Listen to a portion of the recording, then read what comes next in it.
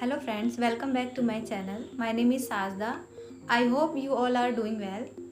क्या आप जानते हैं कि पृथ्वी किससे बना है या फिर पृथ्वी के अंदर क्या है या उसकी उत्पत्ति कैसे हुई?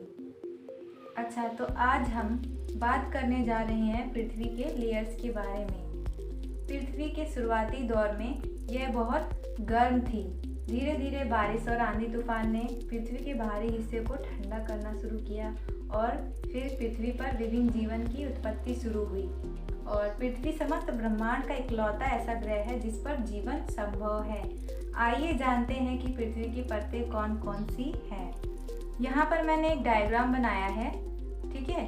Layers of earth. हमने मुख्यतः अर्थ के लेयर्स को 3 भागों में डिवाइड किया है। फर्स्ट हमारा है क्रस्ट, सेकंड है मेंटल और थर्ड हमारा कोर है।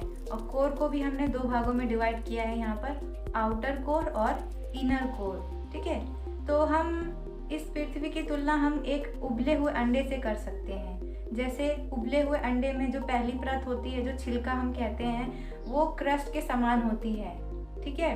उसका जो क्रस्ट जो होता है वो एकदम पतली होती है, पतली लेयर होती है और लेकिन सख्त होती है। जैसे अंडा का छिलका जो होता है वो पतला और सख्त होता है, वैसे ही क्रस्ट प्रॉपर्टी पतली और सख्त होती है। सेकेंड लेयर है हमारा मेंटल। मेंटल पृथ्वी की सबसे मोटी सतह है, वैसे ही जैसे अंडे में सफ़ेद सफ़ेद भाग हमें नज़र आता है, ठीक है। नेक्स्ट हमारा आता है कोर। कोर में क्या होता है, जैसे कि अंडा है, अंडा का येलो पार्ट होता है, ठीक है। वो थोड़ा जेली टाइप का भी होता है ना। तो वो लिक्विड में भी होता है, सॉलिड भी होता है, थोड़ा उसी टाइप का हमारा कोर भी होता है। तो हम उसकी तुलना एक अंडे से करके समझ सकते हैं। अब हम इसके लेयर्स के बारे में विस्तार पूर्वक पढ़ेंगे। फर्स्ट, पृथ्वी का सबसे ऊपरी और बाहरी परत होता है और जहाँ हम रहते हैं यहाँ सभी प्रकार के जानवर और पेड़ पौधे रहते हैं। समुद्र भी इसी परत में आता है। इस परत को हमने 2 भागों में डिवाइड किया है, ओशियनिक क्रस्ट, सेकंड है कॉन्टिनेंटल क्रस्ट। ओशियनिक क्रस्ट की जो गहराई होती है वो 5 किलोमीटर तक होती है और कॉन्टिनेंटल क्रस्ट की जो गहराई होती है वो 30 किलोमीटर तक होती है। नेक्स्ट जो हमारा है मेंटल के जो सबसे ऊपरी परत होती है उसको हम कहते हैं एस्थनोस्फीयर, ठीक है। और मेंटल जो होता है वो पृथ्वी की सतह से 35 किलोमीटर नीचे मोहो डिस्कंटिन्यूटी से शुरू होता है। यहाँ पे ये जो एक लाइन देख रहे हैं, ये एरिया, ये ठीक है, ये इस एरिया को हम कहते हैं मोहोस डिस्कंटिन्यूटी, ठीक है। और मेंटल की जो सबसे ऊपरी परत है उसको हम कहते हैं एस्थनोस्फीयर, ठीक है। और जो इसकी गहराई होती है मेंटल की वो होती है 2900 किलोमीटर, ठीक है। नेक्स्ट हमारा आता है कोर। कोर पृथ्वी की सबसे आखिरी परत होती है और ये 2 भागों में डिवाइड किया गया है। फर्स्ट होता है आउटर कोर और सेकंड होता है इनर कोर, ठीक है। अब हम देखेंगे नेक्स्ट पेज में कि पृथ्वी की परतों को कैसे डायग्राम के थ्रू लॉन्ग टाइम तक याद रखें। पृथ्वी की परतें, फर्स्ट है प्रॉपर्टी क्रस्ट ऊपरी, सेकंड है मेंटल मध्य, थर्ड है कोर आंतरिक। फर्स्ट लेयर में जो हम याद रखने वाली बातें हैं वो है कि क्रस्ट को 2 भागों में डिवाइड किया है, महाद्वीपीय एंड महासागरीय। महाद्वीप की गहराई है 35 किलोमीटर, महासागरीय की गहराई है 5 किलोमीटर।